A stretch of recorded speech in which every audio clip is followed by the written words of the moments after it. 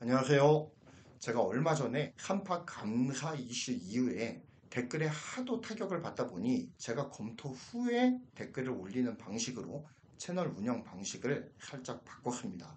양해 말씀을 드리고요. 그럼에도 몇몇 댓글들은 아프게 저를 핥히기도 하는데요. 그 중에는 언중유골도 있으시고요. 영상으로 다뤄도 영양가가 많겠다 싶은 댓글들도 물론 있습니다. 그래서 오늘은 보류된 댓글들 중 하나를 선정해서 제 생각을 해명해 보는 방식으로 콘텐츠를 진행해 볼까 합니다. 본의 아니게 댓글을 쓰신 분께는 저격이 될 수도 있겠는데요. 비난을 한다기보다는 의견에 대해서 저도 제 의견을 말씀드리는 것이다 라고 생각을 해주시고 너그럽게 이해해 주셨으면 좋겠습니다. 자, 그럼 영상 시작하겠습니다. 자, 일단 다시 한번 파운드리 수율에 대해서 말씀을 드리자면요. 파운드리의 수율은 여러 시청자들께서 지적해 주신 바와 같이 업력이 쌓이고 시간이 지날수록 개선됩니다. 이거는 분명한 사실입니다. 같은 이유로 삼성의 4나노 수율 또한 2021년 말서부터 2022년 초에는 분명한 문제가 있었던 것이 사실입니다. 퀄컴의 기술진과 삼성 기술진이 협력을 해서 수율을 그나마 잡아놓았다라고 말한 것이 그나마 35%가 나왔다라는 거죠. 그런 점은 정말 큰 문제였습니다. 이에 실망한 퀄컴이 스냅드래곤 8젠 1 플러스 모델을 TSMC 4나노를 활용해서 제조하게 된 단초를 제공하게 된 사건이죠. 또한 3나노 최신 칩셋도 TSMC 노드를 활용할 가능성이 커졌습니다. 삼성으로서는 악재죠. 하지만 여러분 한번 잘 생각해 보십시오. 아직 스냅드래곤 8젠 1 모델은 여전히 삼성 파운드리에서 제작 중이고요. 업력을 쌓고 시간이 지나면서 삼성 4나노 수율도 안정권으로 들어선 것으로 보입니다. 그렇게 발표도 했죠. 여기서 안정권이라고 하는 것은 TSMC처럼 수율이 70% 이상이라느니 그런 경이로운 스코어는 물론 아닐 겁니다.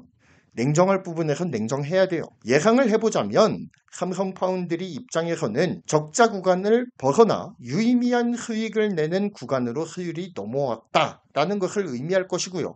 퀄컴 입장에서는 계약 물량에 대해서 불안함이 없이 안정적으로 물량을 넘겨받을 수 있을 것이라는 믿음을 주기에 충분한 수율을 달성했다는 의미가 있을 겁니다. 그러니 이번에 스냅드래곤 7젠 1의 생산을 삼성 4나노에 맡겼겠죠.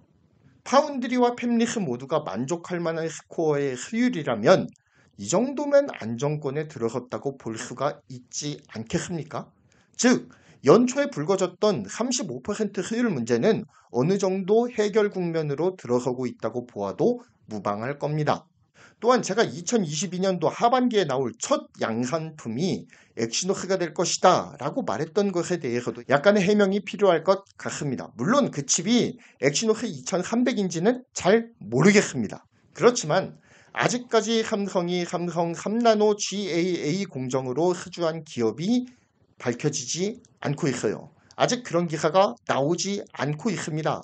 3나노 설계 역량을 가진 몇몇 회사, 즉 애플, 퀄컴, 인텔, AMD, 엔비디아, 테슬라, 구글, IBM 정도가 될 것 같은데요. 이들 중 삼성 3나노 GAA 공정에 발주를 넣었다는 기사가 뜬 기업은 애석하게도 없습니다. 그리고 이번 바이든 대통령이 방한했을 때 만약 삼성 3나노와 계약을 했거나 혹은 관심이 지대해서 계약을 생각하고 있다라는 회사가 있다면 당연히 방문단 안에 포함이 되었을 겁니다. 이번에 퀄컴과 구글 경영진이 같이 삼성 반도체 공장을 방문한 바가 있죠. 이후 퀄컴은 스냅드래곤 7젠 1 생산을 삼성 4나노 공정을 활용해서 하겠다라고 발표를 했습니다. 즉 퀄컴 경영진의 방문 목적은 이렇게 달성된 셈이 되는 거죠.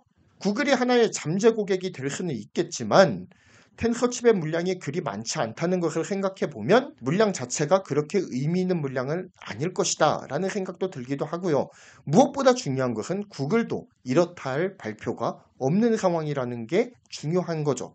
아직 삼성의 3나노 GAA 고객은 확보되지 않았다라고 보는 것이 정설일 겁니다. 그리고 이런 의미에서 삼성 3나노 GAA 공정의 첫 고객은 삼성 LSI가 될 가능성이 99.9999999%다 라는 것이 개인적인 생각이기도 하고 대다수의 반도체, 파운드리 관련 유튜버들의 공통적인 생각이기도 한 것 같아요. 그렇다면 삼성 LSI에서 3나노를 활용한 설계를 필요로 하는 칩셋은 무엇일까요? 엑시노스 오토는 차량용 반도체로 다이 크기가 큽니다. 즉 3나노와 같은 초미세 공정을 이용할 필요가 아직까지는 없는 라인업이라고 보아도 무방해요. 그렇다고 3나노 GAA를 엑시노스 1000번대 라인업이 사용할까요? 물론 가능성은 있을 수도 있죠.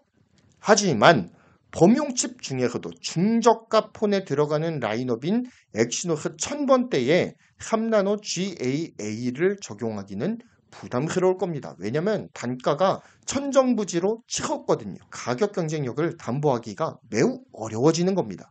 그렇기 때문에 엑시노스 플래그십 차기작이 그 첫 손님이 될 것이다 라고 예상을 했던 거고요.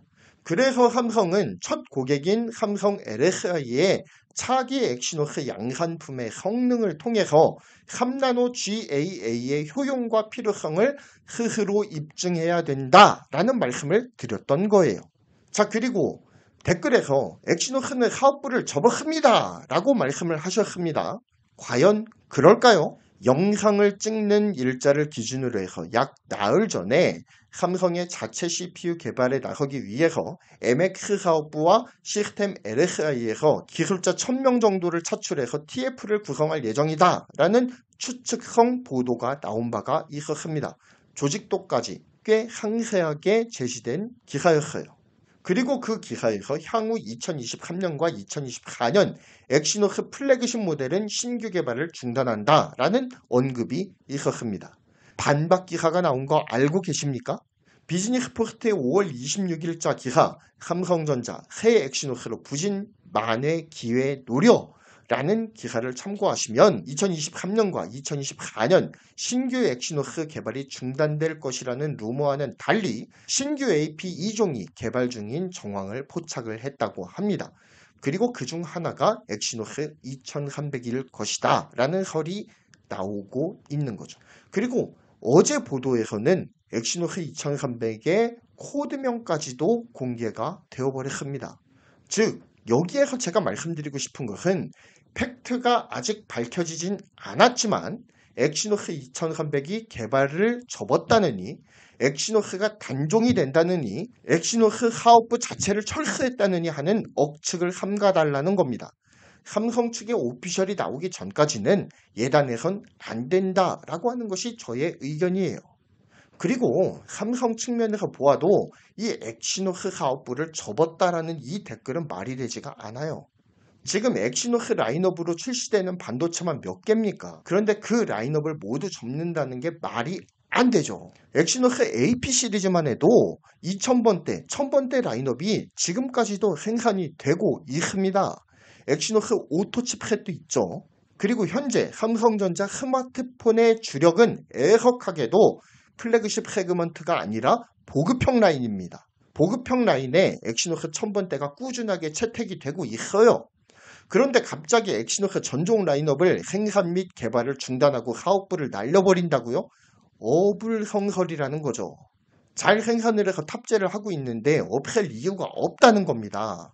삼성은 설계 측면이나 파운드리 측면에서나 엑시노스를 절대 포기하지 못해요. 왜냐? 삼성 LSI의 경쟁력은 엑시노스 설계와 함께 만들어졌다고 해도 과언이 아니고요. 그리고 지금도 엑시노스 시리즈의 설계를 통해서 그 나름의 경쟁력을 근근히 유지하고 있는 겁니다. 만약 엑시노스 개발이 전면 중단되어 버린다라고 한다면 이들이 비메모리 반도체에서 설계 업력을 쌓을 수 있는 기회 자체가 날아가 버리는 거예요. 그냥 메모리 반도체 설계만 해야 되는 겁니다. 그리고 삼성 파운드리의 현재 점유율을 유지하는 1등 공신 어딜까요? 삼성 시스템 LSI의 내부 물량입니다. 50%에 육박하는 점유율로 삼성 파운드리의 점유율을 선두에서 견인을 하고 있는 존재가 바로 삼성 시스템 LSI고 엑시노스의 존재감이라는 거예요. 그런데 갑자기 엑시노스 사업부를 철수해서 재살 깎아먹는 짓을 한다고요? 어불성설투이죠. 말이 안 되는 겁니다. 그리고 기사에서도 2023년과 2024년 엑시노스 프리미엄 라인업의 개발을 중단한다라고 말했지 엑시노스 사업 자체를 철수한다라고는 그 어디에서도 말하지 않았습니다. 그리고 그 프리미엄 신제품 개발 중단설도 루머로 서서히 밝혀지고 있는 국면이고요. 제가 이 콘텐츠를 준비하기 위해서 대표적인 포털 사이트인 구글과 네이버에 엑시노스 단종, 엑시노스 사업부 철수 등을 쳐봤습니다. 어디에서도 엑시노스 사업 자체를 접는다는 이야기는 나오지 않았어요. 즉 아직까지 삼성 자체 커스텀 코어 개발과 관련해서 확실한 것은요. 삼성이 커스텀 AP의 개발을 위해서 움직이기 시작했다 정도일 겁니다. 아직 오피셜로 나온 의견은 아무것도 없어요. 단지 오피셜로 나온 말이라고는 노태문 MX 사장이 직원과의 타운홀 미팅에서 커스텀 AP의 제작을 심각하게 고려 중이다 라고 말한 그 말 한마디 뿐입니다. 즉 아직 결론조차 나지 않은 것을 마치 결론이 난 것처럼 단정지어서 이야기하는 것은 무리가 있다 라고 하는 것이 제 의견이에요. 그리고 TSMC 7나노가 삼성 4나노와 성능이 같다라는 말씀에 대해서는 솔직히 말씀드리면 반박하기는 어렵습니다.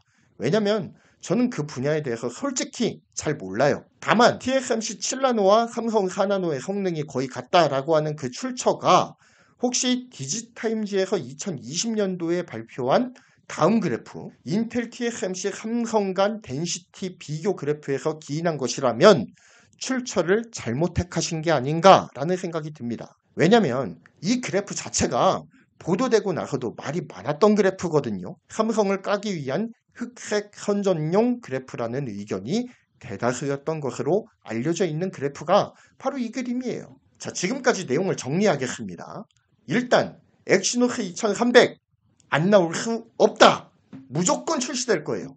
다만 지금 삼성의 개발 방향이 커스텀 APTF 연구에 방점이 찍히고 있는 분위기입니다. 그렇기 때문에 아무래도 성능 면에서는 엑시노스 2200에서 꽤 준수한 성능의 향상이 있을 것은 분명한 사실이지만 우리가 기대한 만큼의 슈퍼 칩셋은 나오지 않을 것이다. 그러므로 지나친 기대는 하지 않는 것이 좋겠다라는 의견을 드리고요.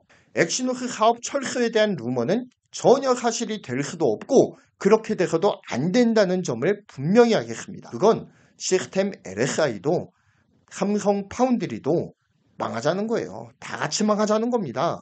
TSMC 7나노와 삼성 4나노의 성능이 같다는 이야기는 무언가 대만발 루머에 낚이신 것이 아닌가라는 생각을 조심스럽게 해봅니다. 이상 영상을 마치겠습니다. 영상이 조금이나마 유익하셨다면 구독, 좋아요, 알림 설정 부탁드리고요. 그리고 이 댓글을 남겨주신 분께는 심심한 사과의 말씀을 전합니다. 감사합니다.